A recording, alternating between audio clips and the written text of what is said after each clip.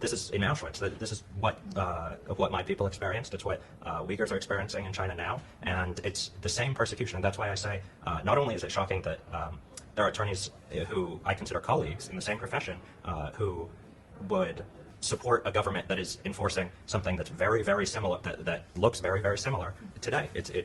I mean, I've already said it. It's a disappointing thing, and in one way or another, attorneys get a bad rep, as they say. And it sometimes appears that there's a reason for that, because there are attorneys who are doing things like representing aspects of the Chinese government or state-owned enterprises or state-run enterprises. Yeah, thank you. And I was actually in Auschwitz in Poland, so I actually visited the site, and I was immediately remembered how the 80 million Chinese people were killed by the CCP. And so it's very, very hard for me emotionally to accept the fact that the top American law firms like O'Melveny and Paul Hastings, respectable law firms. I know people who work at these firms who are extremely intelligent, very well-intentioned. Yeah, and check their background, visit their website to see this is the chair of the O'Melveny, and they all have great resume, great education. They got the top of the line, education, professional background, but they're using their background to defend the criminal, to defend the people who committed crimes against the humanity, against the 1.4 billion Chinese people. And take a look at who are the lawyers are representing PAX. So, so this person, his name is Stuart Snarf, and so take a look and visit their website. He's part of the PAX team.